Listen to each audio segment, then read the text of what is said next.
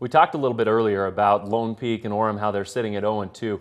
Neil, if you're the coach of a team that's lost both of their 2 preseason games so far, what approach do you take to helping your kids at this point? Well, I say don't panic for starters. I mean, it's only 2 games. It's the preseason. These don't have anything to do with the playoff implications. And teams turn it around all the time. Losing 2 games is not a big deal right now. But I know most coaches will say as long as they see improvement from every week, that's really all they can ask for.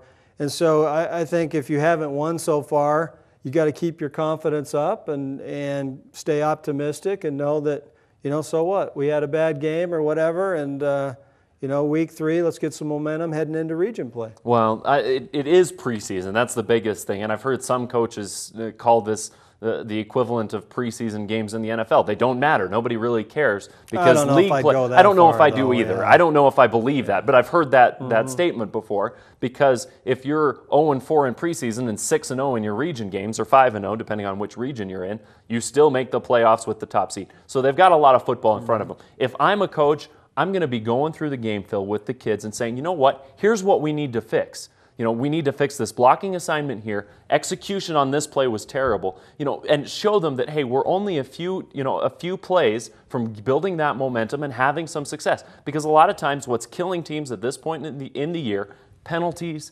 turnovers, offensive and defensive blown assignments. That's what's killing you. And so as a coaching staff, I'm going through and showing how close we are to being successful if we fix these particular problems. Well, I liked what you said, and I'm going to give you credit here. So, well, I appreciate that. When I'm right, you actually give me credit. Do. That's unusual. I tell you, when I just call it how I see it. When you're right, I'll point that out. But I like what you said in the fact that most teams in high school really aren't that far away. Even a 20-0 game with a couple of plays different to turn out different that game could be turned around. If you're 0-2, probably the difference between being 2-0 and 0-2 may be a handful of plays.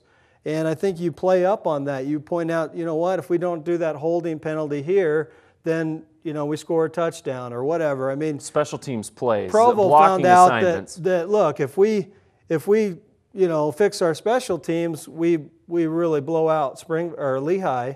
And it's not. Well, if it hadn't been for special teams returns on that game, it probably would have been, and the kick that was blocked out of the end zone. What would it have been? A 26-3 type of game or something like that. So yeah, a lot of these games hinge on just a few plays. That's what I'm focusing on if I'm a coaching staff.